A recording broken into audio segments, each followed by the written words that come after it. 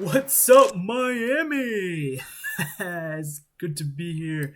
Thank you guys all for coming out. All right, yeah, I'll be taking questions now. Anyone? You? All right. Yes, Coach Mayo, would you like to speak on the recent controversies surrounding your name? It says here in your last coaching job, you were frequently found blackout drunk in the locker room, and team officials found ounces of cocaine in your office. Care to speak on that? Hey, man, you know what? We're here to play ball. All right. So we're in Miami now. So that's what it is, and I'm just here to play ball. So that's all we're gonna focus. You ain't gotta worry about nothing. We're here to play ball this season. All right. Hello, everyone. It's time, people. We are going over our new team for ETA Season 5 here today. I'm just going to be going through the drafts, talking about what I picked, why I picked it, and giving you some insight about my team. Let's hop right into it. The format for ETA Season 5 is Nat Dex, and we're including the Teal Mask DLC new Pokemon. This is the Miami Heatran. With my first pick, I went straight for the Meowscarada. Okay, Meowscarada is a great Pokemon, probably my favorite starter from Gen 9, honestly, and a great Pokemon to build my team around to start because it's fast and it's strong. It's just a fast, hard hitting Pokemon that I can use to revenge kill a lot of things, cover me offensively really well.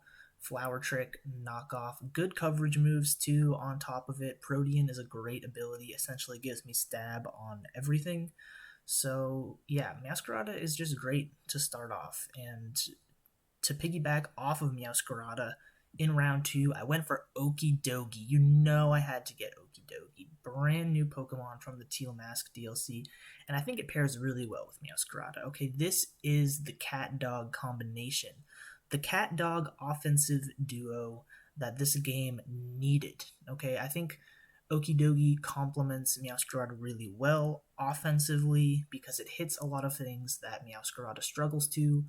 For example, fairy types, steel types, grass types, and yeah, Okidogi. While Meowscarada is fast and hits really hard, Okidogi is slow but bulky. Good base 115 defense, can take hits really well. Toxic Chain as an ability, I can fish for poisons. Guard Dog is also really nice for not having to worry about Intimidate and being able to set up without being phased out. So I'm expecting big things from Okidogi this season. It's got good coverage moves, great bulk, and should be a good offensive presence on my team. The next Pokemon I want to talk about here is none other than Jirachi. Jirachi completes the dark fighting psychic core that we're going for here and really pairs with these two well. Also gives me a very versatile and one of the best steel types in the game. You guys know I love Jirachi.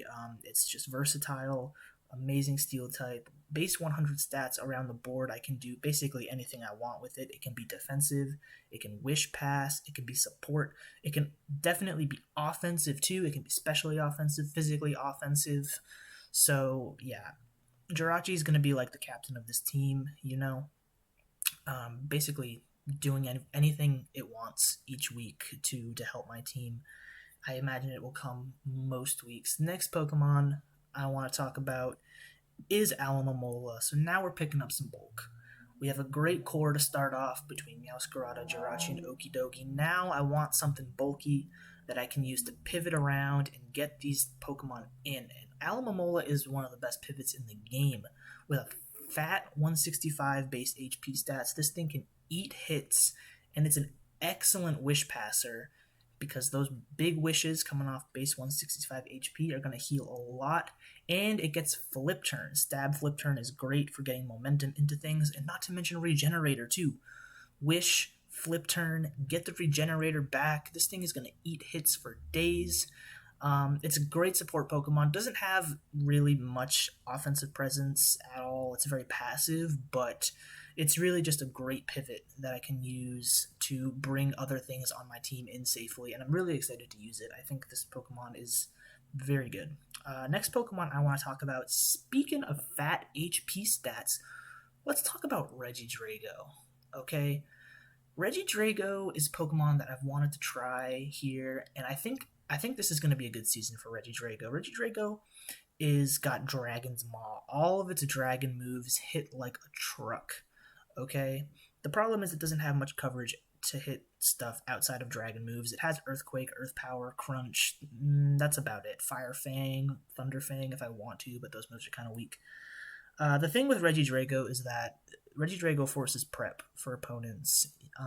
You have to think about Regidrago when you build for my team, and you can bring a Fairy type to be immune to all of Regidrago's dragon moves. That's a great thing, but I have two excellent Pokemon to deal with Fairy types up here in Jirachi and Okidogi. Jirachi is excellent at shutting down Fairy types, and Okidogi also puts a lot of pressure on Fairy types. So if you want to bring a Fairy type to deal with my Regidrago, that's fine, but it's going to have to deal with the full force of Jirachi and Okidogi. So that's great support behind Regidrago. And yeah, I'm really excited to get creative with this mon and see what it can do this season. It should be interesting.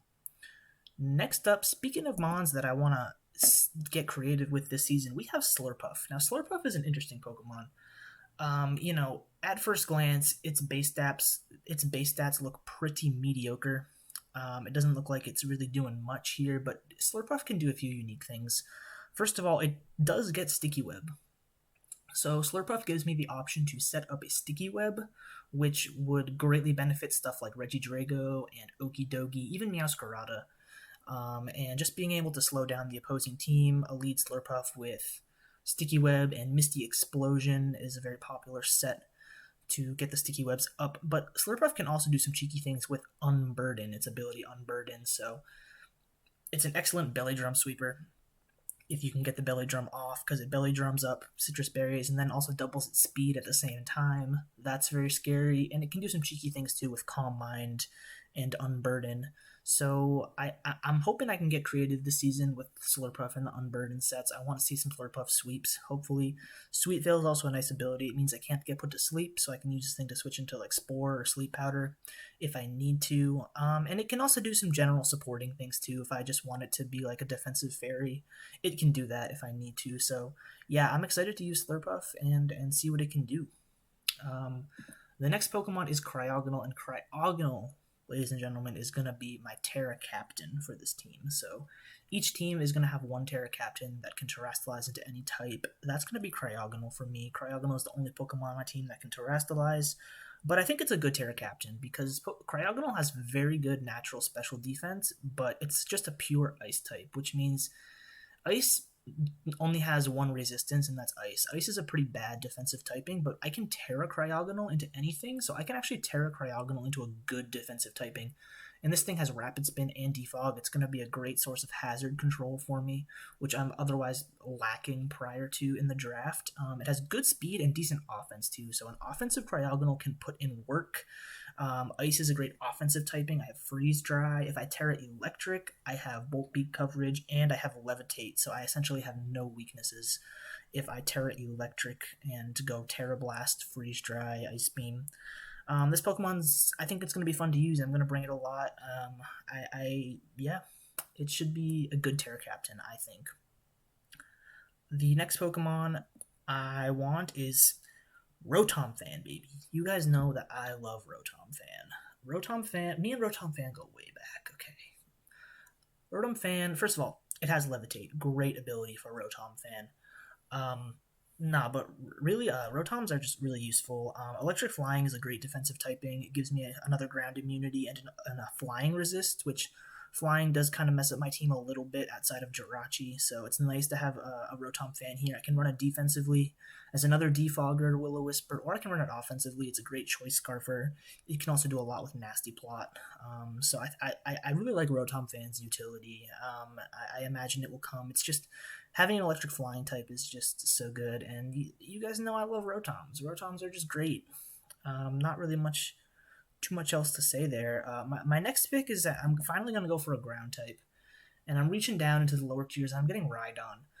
People underestimate Rhydon, man. I'm telling you, like, okay, yeah, it's 4 times a week to water and grass, whatever. With an Eviolite, this thing is so bulky. I don't have to invest anything into defense, and like, it has like over 400 defense just with an Eviolite. I can run max Spadef, and it's pretty bulky. Like, it's hard to take down.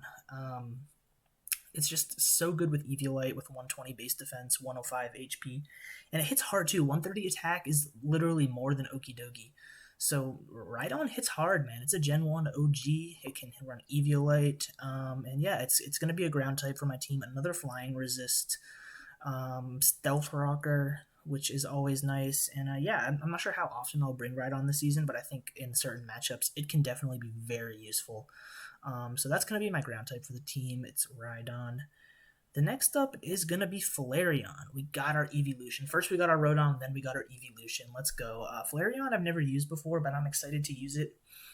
I needed a fire type. I'm reaching into the low tiers for a fire type. Flareon has good base 130 attack, and okay speed, but it's great with guts. So it can absorb status and boost its attack thanks to guts. It also has a really good natural special defense too, and it can be a good wish passer. So one thing you'll notice is this team has 3 pretty good wish passers with Alamomola, Jirachi, and potentially Flareon too. So I have a lot of options to wish pass on this team, which can heal up stuff like Rhydon, which has no recovery, Okidogi, which has no recovery. So even Regidrago, which has no recovery. So my options for witch passing is really good on this team. And I think Flareon is pretty versatile. In matchups where I really want a fire type, I think Flareon can be very useful. Now, with my last 2 picks, I'm reaching into the bottom tier.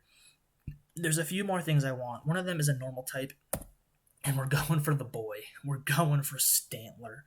I'm excited to use Stantler, guys. I really hope it has some good utility now with its ability to run Eviolite, thanks to Weirdeer. So it has some pretty good natural bulk now with an Eviolite plus Intimidate as an ability. Like, it can take physical hits really well.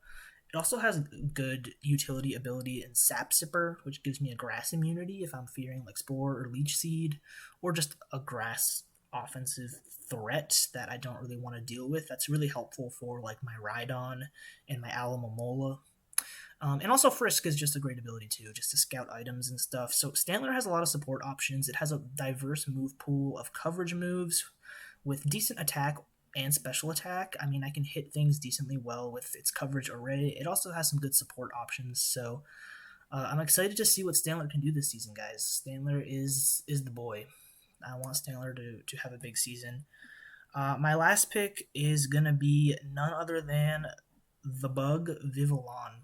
I really just wanted something that can set up. I really don't have like a strong setup sweeper on this team, that like boosts up speed. And the Vivillon can be a dedicated setup sweeper, and it's definitely can be really good for teams that are underprepared for it. Its ability Compound Eyes boosts its accuracy, so it has a 97% accurate Sleep Powder and a 90% accurate Hurricane. And with Quiver Dance plus Sleep Powder, like, this thing can set up pretty easily, and versus the right teams, it can get going and be a pretty good offensive threat. I'm definitely going to bring it at least once this season and hopefully get it going. So we'll see if we can get Vivillon going, guys. But that's the team right there. That's pretty much it. I'm excited to see what this team can do. There's I don't know if it's the best team I've ever picked, but to be honest, I'm just excited to use a lot of things that I haven't used before, get creative with them, and I think it's going to be a good season. So thank you guys for tuning in. New battles coming up soon. I hope you like this season. Let me know what you think. I'll catch you next time, guys. Goodbye. Baton pass? You expect me to prepare for baton pass, really? But okay, listen to me. All right, you ain't never gonna catch me baton passing no stat boosts. We played this game fair and square. All right, fair and square. And second of all, if they want to bring baton pass versus me, let them find out. We'll see how that works. All right. We'll see if it works for them. Bring the baton pass versus me. I dare you.